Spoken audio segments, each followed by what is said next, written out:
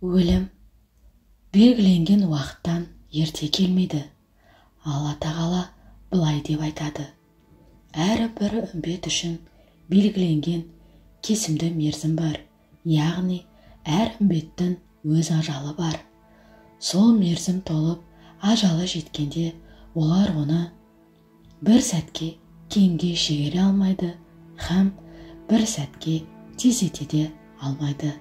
Ағраб сүресі 34 аят.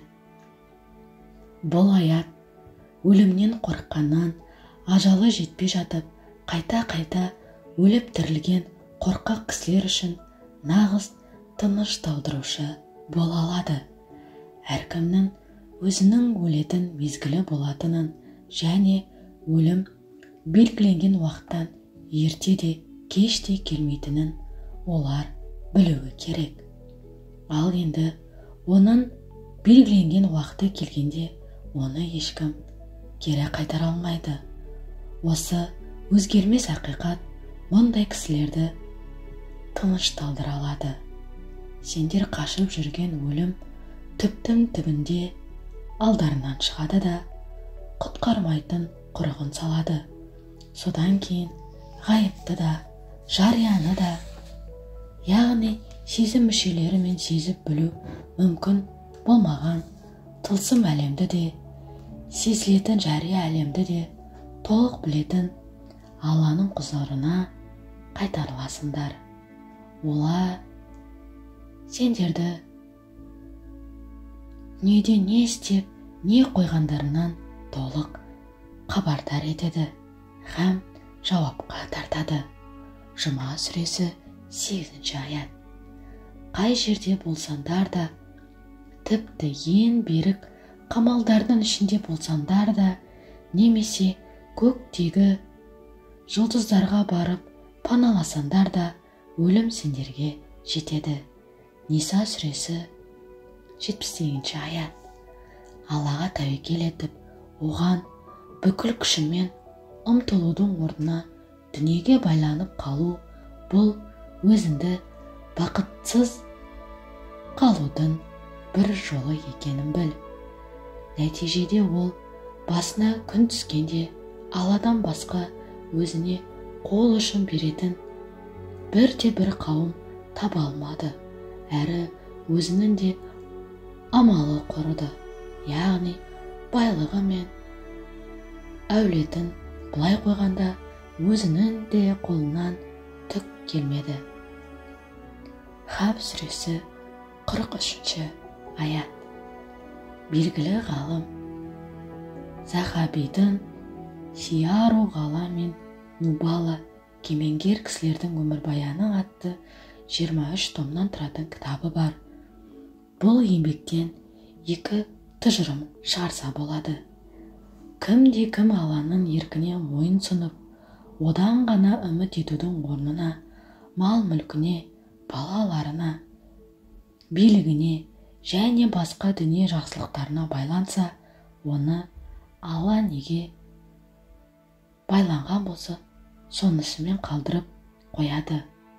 Бұлар оның бақытсыздығының және азап шегушінің себепшісі болып қалады.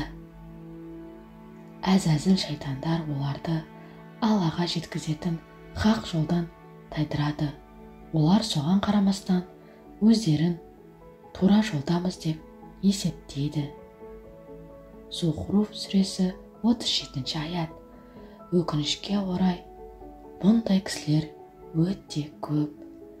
Кім Аллаға тәуекел етіп, оның разылығы үшін еңбектенсе, оған жақындауға ұмтылса, ата тегіне қарамастан, белгісіз және байлықсыз ақ оның дәрежесін Алла өзі көтереді.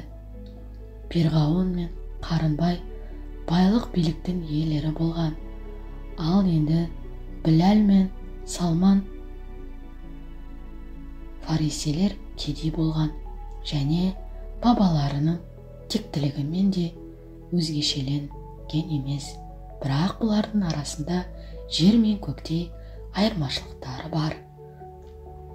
Алла күпірлік еткендердің жалған дауласу қорқылды, яғни олардың жалған сенімі мен сөздері және соған негізделген бүкіл істерін түкке тұрғысыз етті.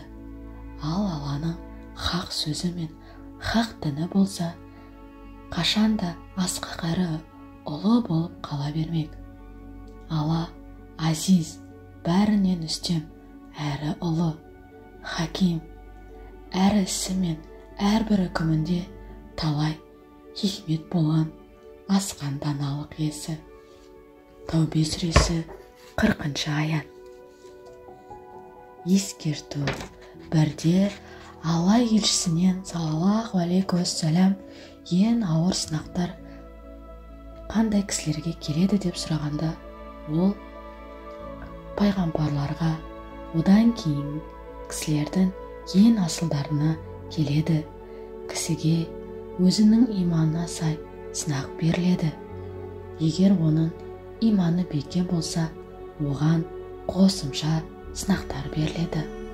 Ал енді оның иманы әлсіз болса, оған да соған сай сынақ беріледі.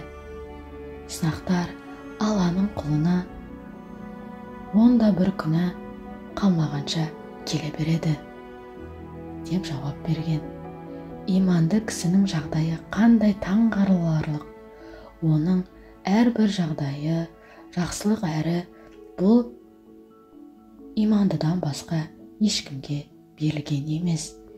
Егер де жақсылыққа келетін болса, ол Аллаға ризалық білдіреді және бұл ол үшін жақсылық болып қалады. Ал енді оған бәле, кесапат келсе, ол оған сабырлық танытады және бұл да ол үшін жақсылық болып есептеледі. Әлбетте, Алла қайсы кісілерді сүйген болса, ол оларға сынақ береді және кім оған ризалық білдіретін болса, ол Алланың ризалығына ие болады. Ал енді кім наразы болатын болса, ол Алланың наразылығына ұшырайды. Егер бүкіл ел жиналып, саған қандай да бір жақсылық жасағылары келсе, олар саған Алланың тағдырға белгілегендіктен ақ қана жақсылық жасайды.